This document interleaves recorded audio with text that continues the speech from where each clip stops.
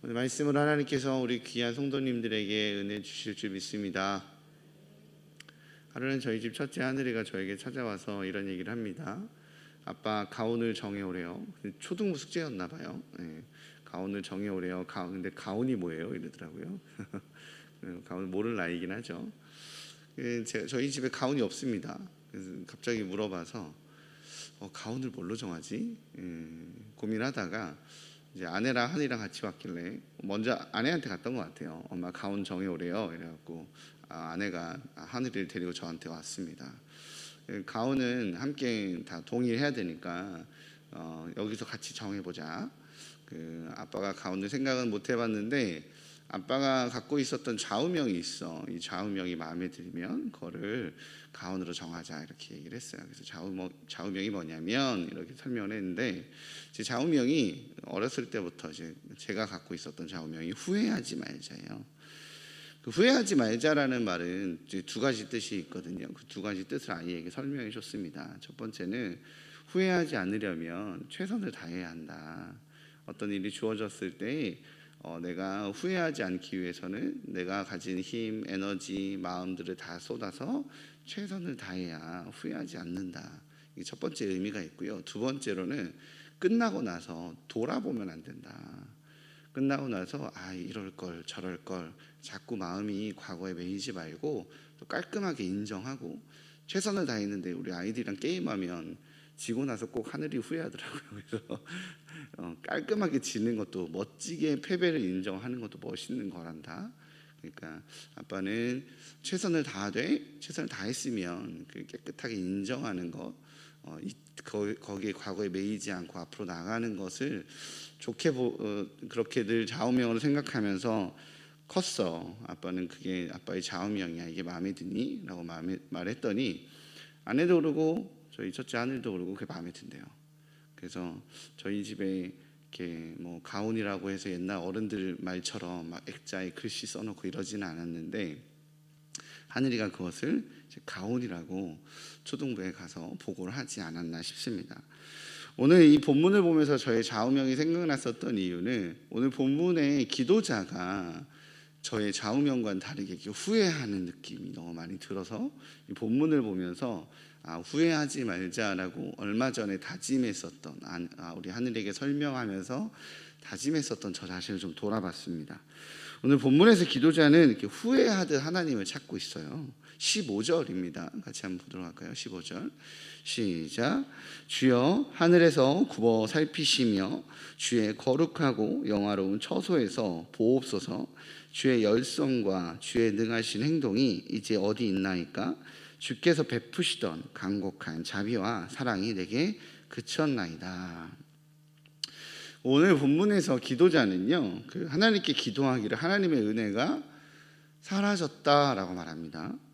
그가 고백하기를, 그의 고백의 말씀의 내용을 보니까 주의 열성과 주의 능하신 능력이 사라져서 이제는 어디에도 주님이 계시지 않는다라고 고백하고 있죠. 사실 이 기도는 불가능한 기도입니다. 왜냐하면 하나님께서는 어느 순간에도 열성적이지 않으신 적이 없으시죠. 그죠? 하나님께서의 하나님의 능하신 행동은 단 한 번도 사라진 적이 없기 때문에 사실 이것은 불가능한 기도예요. 이 고백의 핵심은, 이 기도의 핵심은 하나님의 열정이 사라진 것도 아니고 하나님의 능력이 사라진 것도 아니고 오직 하나님의 능력과 사랑 안에 거하지 못하고 있는 자신에 대한 한탄이죠. 우리는 오늘 본문처럼 사실 이 본문에서 나오는 기도자처럼 기도할 때가 참 많습니다. 주님은 늘 그 자리에 늘 같은 모습으로 우리에게 있었는데 주님은 변함없이 거기 계셨고 변함없는 능력으로 그 자리에 늘 계셨는데 우리는 오늘 기도자처럼 고백하고 기도할 때가 참 많아요. 오늘 기도자는 왜 그런 고백을 했을까요? 왜 이런 후회와 한탄과 하나님의 능력과 하나님의 은혜가 내가 경험되지 못하나이다 라고 하는 고백을 했을까요? 우리가 보통 기도할 때 느꼈었던 그런 한탄처럼 이렇게 찬양에도 가슴이 뜨거워지지 않고 기도에도 가슴이 뜨거워지지 않고 말씀을 들어도 속이 경에 낀지 새벽 기도 오면 그 말씀에 늘 은혜 받았는데 이렇게 오면 계속 이렇게 졸고 이런 자신의 모습이 한탄일까요? 그러지 않습니다. 오늘 이러한 감정적인 한탄이 아니라 사실은 오늘 기도자는 이유가 있습니다. 그렇게 하나님의 임재와 능력과 하나님의 함께 하심이 나에게 없습니다라고 고백하는 이유가 있어요. 그것은 하나님께서 그들에게 주신 땅을 빼앗겼기 때문에 그렇습니다. 하나님이 그들에게 주신 성전이 빼앗겨져 버렸기 때문에 그렇게 기도합니다. 18절과 19절은 이렇게 이야기합니다. 오늘 보면 18절, 19절 함께 읽어보도록 하겠습니다. 주의 거룩한 백성이 땅을 차지한 지 오래지 아니하여서 우리의 원수가 주의 성소를 유린하였사오니 우리는 주의 다스림을 받지 못한 자 같으며 주의 이름으로 일컬음을 받지 못한 자 같이 되었나이다. 아멘. 하나님이 침묵하신 것이나 하나님이 사라져버린 게 아니에요. 여전히 하나님 그 자리에 계십니다. 정확한 내용은, 정확한 팩트는 하나님께서 주신 것들이 빼앗겨져 버린 거죠. 그러니 하나님의 능하신 행동이 사라졌다고, 하나님이 없다고 나에게 이렇게 고백하고 있는 겁니다. 오늘 본문은요, 포로로 잡혀간 이스라엘의 현 주소, 하나님의 침묵과 하나님의 외면을 정의합니다. 포로로 잡혀간 거 보니까 하나님이 침묵하신 거라고, 하나님의 능하신 행동이 사라진 거라고 해석하는 거죠.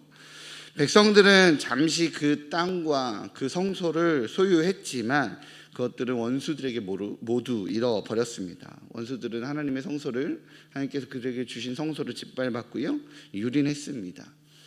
이제 포로 이후에 돌아온다 할지라도, 그 약속의 땅으로 돌아온다 할지라도, 옛날에 하나님께서 주신 그들의 땅이었지만 돌아온다 할지라도 페르시아 황제의 백성이 되어버렸기에 이젠 더 이상 그 땅을 소유하게 됐다라고 말하기도 어려운 상황이 되어버렸습니다. 한 나라가 원수들에게 넘어가고 하나님을 섬기던 백성들은 모두 끌려갔고요, 하나님을 섬기던 장소들은 더럽혀졌고 성소는 파괴되어져 버렸다라면 그것들을 바라보는 이 백성들의 마음이 지금과 같이 해석하는 게 틀릴까요? 맞을까요? 저는 솔직히 동의가 됩니다. 그렇게 모두 빼앗겨 버렸으면 그런 마음이 들 것 같아요. 그들뿐 아니라 다른 나라들 역시 저 나라는, 저 민족은 하나님께 버림받은 민족이라고 생각하지 않겠습니까? 누구든지 생각하기를 이스라엘의 영광스러운 과거에 대한 것들은 거짓말일 거야, 부풀려진 걸 거야 라고 해석해도 할 말이 없을 것 같습니다. 저게 무슨 절대자인 신이 돌보는 나라야 라고 생각할 만하죠. 그러니 어쩌면 이스라엘의 지금 이 기도자의 고통도 같은 고백, 같은 후회, 같은 고뇌가 아닌가 싶습니다. 절대자이신 하나님께서 그들을 다스린 적이 없다라고 그들도, 어쩌면 외부의 이방 나라들도 결론을 지을 것이고 그들은 결코 하나님의 자녀라고 일컬음 받을 수 없다라고 생각할 것 같습니다. 이렇게 이러한 멸망이, 이러한 무너짐이 이스라엘 백성이나 외부 나라들도 동일하게 하나님의 돌보심을 받은 나라가 아닌 것 같아, 하나님의 돌보심을 받은 민족이 아닌 것 같아 라고 해석되는 것에 동의될 만큼 이런 무너짐이 처참하다면, 그렇다면 하나님께서 이걸 원해하셨을까요? 라는 질문이 듭니다. 이스라엘 백성들이 그렇게 해석하게 될 만한 그 상황을, 이방 나라들이 그렇게 해석하게 될 만한 이런 상황을 하나님은 원하셨을까요? 원하진 않으셨겠죠. 그렇다면 그럼에도 불구하고 이 행동, 이 결정으로 이스라엘이 이끄신 하나님의 원하심은 무엇일까요? 하나님께서 원하지 않으셨다면 이런 결정을 하신 하나님의 해법은 무엇일까요? 무너짐과 회파됨이 없다라면 하나님이 원하시던 이스라엘의 원래 모습은 무엇이었을까요? 이스라엘을 세상의 통치 국가로, 가장 강한 국가로, 지금 전 세계로 봤을 때 미국처럼 완전 모두가 인정하는 강대국 같은 국가로 만드는 것이 하나님의 목적이었을까요? 그것이 해법이었을까요? 하나님께서는요, 단 한 번도 이스라엘을 세상 온 나라를 다스리는 절대 국가로, 그런 통치 국가로 만들려고 하신 적이 없습니다. 하나님은 단 한 번도 이스라엘을 아수르처럼, 페르시아처럼, 로마처럼 그렇게 키우신 적이 없으세요. 하나님께서 이스라엘을 대상으로 행하신 해법은 내가 이처럼 너희들을 절대 국가로, 모든 나라들의 발 아래 모든 나라들을 바라래도는 통치국가로 만들겠다라고 하신 것이 아닙니다. 하나님의 해법은 그들에게 일어나는 계속되는 죄를 해결해 주시고 그들은 하나님의 영광의 이름을 드러내는 증인으로 만드는 거죠. 그들이 강해지는 것이 아니라 그들 안에 있는 하나님이 드러나는 거였어요. 하나님께서 이스라엘을 처음 부르실 때 출애굽시켜서 그들을 국가의 형태가 되기도 전에 그들을 이제 국가란 이름으로 만드시는 민족이란 형태로 만드실 때 하나님께서 이스라엘 백성에게 하신 약속은 이렇습니다. 세계가 다 내게 속하였나니 너희가 내 말을 잘 듣고 내 언약을 지키면 너희는 모든 민족 중에서 내 소유가 되겠고 너희가 내게 대하여 제사장 나라가 되며 거룩한 백성이 되리라. 너는 이 말을 이스라엘 자손에게 전할지니라. 내가 너희들을 모든 민족 중에 가장 탁월하고 군사력이 가장 강력하며 가장 부유한 나라가 되게 해주겠다라고 말하지 아니하고 너희가 내 말을 잘 들으면 너희가 돼야 되는 것은 제사장 나라고 거룩한 백성이야 라고 약속하신 것입니다. 이스라엘 백성을 만드신 하나님의 목적, 다르게 이야기하자면 이스라엘의 존재 목적은 하나님의 제사장 나라가 되고 거룩한 백성이 되는 것입니다. 세상 속에 있지만 하나님께 속한 공동체인 나라로 존재하는 거죠. 그런 나라와 민족을 지키시는 하나님의 모습을 통해 저 나라는 군사력도 없는데 저 나라는 이렇게 땅도 넓지도 않은데 인구도 많지 않은데 강하지 않은 것 같은데 저들의 신이 저들을 지켜라고 말하는 하나님의 영광이 드러내는 그렇게 하나님만 바라보는 민족이야 라고 하며 하나님의 그 영광을 드러내는 것이 사실 그들의 창조 목적입니다. 그들을 멸망시키는 것도 지금처럼 회파시키는 것도 하나님의 의도는 아니었지만 그들을 세상이 두려워 떠는 강국으로 만들어서 세상이 부러워하는 민족을 만들고자 하셨던 것도 아니죠. 그냥 그렇게 하나님을 경외함으로 하나님을 높이는 존재로 있으면 됩니다. 그러면 하나님이 지키시고 하나님이 보호하셔서 하나님의 지키심과 보호하심으로 세상으로 하여금 하나님의 존재와 영광을 드러내는 그런 통로로 세우신 거죠. 그런데 문제가 있었죠. 이 이스라엘 백성들이 하나님의 거룩한 백성 제사장 나라로 존재해야 되는데 끊임없이 죄와 동행합니다. 끊임없이 하나님을 외면하고 이방을 따라요. 끊임없이 죄와 동행함으로 하나님을 거절하죠. 그래서 오늘 본문의 기도자도 그 내용을 정확하게 알고 있어서 이렇게 고백합니다. 64장 6절에서 7절입니다. 64장 6절에서 7절 같이 읽어보도록 하겠습니다. 무릇 우리는 다 부정한 자 같아서 우리의 의는 다 더러운 옷 같으며 우리는 다 잎사귀 같이 시들므로 우리의 죄악이 바람같이 우리를 몰아가나이다. 주의 이름을 부르는 자가 없으며 스스로 분발하여 주를 붙잡는 자가 없사오니 이는 주께서 우리에게 얼굴을 숨기시며 우리의 죄악으로 말미암아 우리가 소멸되게 하셨음이니이다. 아멘. 기도자는요 하나님께서 자신들과 단절한 이유를 정확하게 알고 있습니다. 기도자는 그들의 죄가 다 더러운 옷과 같이 됐다라고 말합니다. 우리의 죄 때문에 하나님이 우리와 단절한 거지 하나님이 우리가 약하다고 우리를 버린 게 아니야 라는 거죠. 이 더러운 옷 같다라는 말이 히브리어로 케베게드 이띠임이라고 합니다. 직역하자면요 사실은 더러운 옷이라고 하는 표현보다는 기간을 정하다라는 뜻이에요. 원래는 기간을 정하다라고 하는 뜻의 이 단어의 보통의 표현은 여성들의 주기적인 월경을 표현하고 있습니다. 레위기법에 의하면 여인들의 월경을 이스라엘 백성들로 하여금 부정한 것으로 해석됐습니다.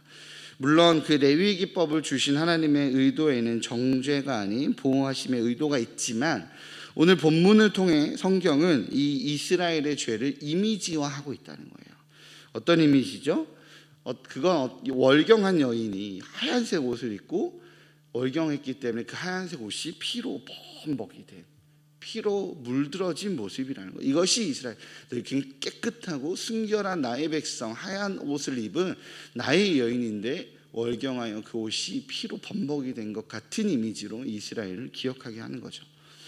이러한 이미지를 상기시키는 것은 이사야 1장 18절의 반대적인 이미지를 상상하게 만듭니다. 이사야 1장 18절에서 하나님께서 이스라엘 백성들에게 뭐라고 이야기하셨죠? 너희의 죄가 주홍 같을지라도 눈과 같이 희어질 것이요 진홍같이 붉을지라도 양털같이 희게 되리라 라고 내가 더 깨끗하게 해줄게 라고 했는데 다시 주기적으로 기간을 정해서 그 깨끗하게 한 하얀 옷을 피로 계속 번복이고 있는 거예요. 이러한 이미지를 표현하고 있습니다. 이렇게 끊임없이 정기적으로 반복하여 죄를 선택하고 죄를 결정하고 하나님이 깨끗하게 다시 옷을 입혀주며 다시 피로 온몸을 물들이고 있는 모습을 오늘 본문에서는 표현하고 있는 겁니다. 역사서를 통해서 하나님께서 이스라엘 백성들에게 끊임없이 요구한 것은 뭐죠? 거룩한 백성이 되라는 거예요.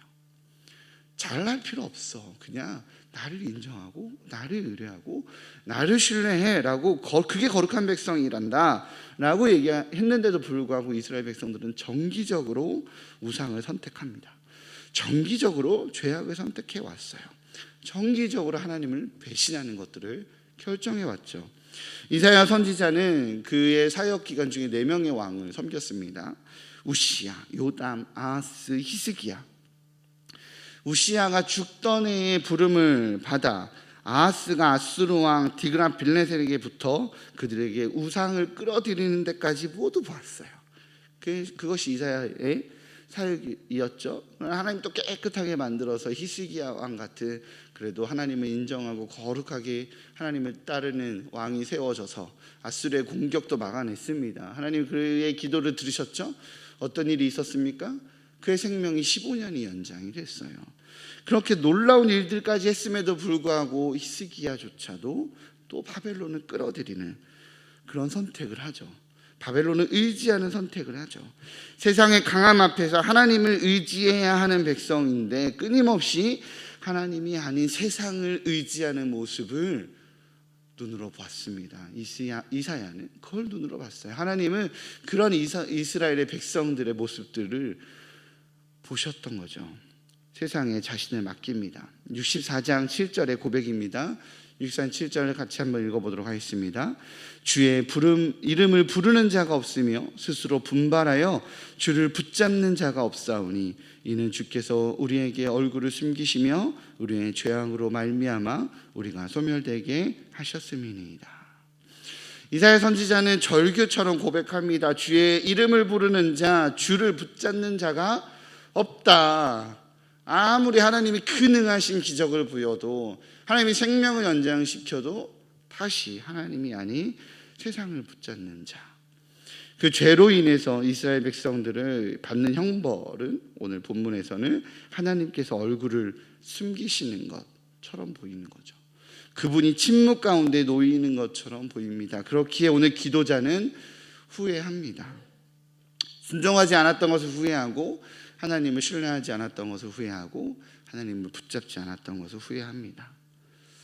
코로나19로 세상이 위협받고 있습니다. 그죠?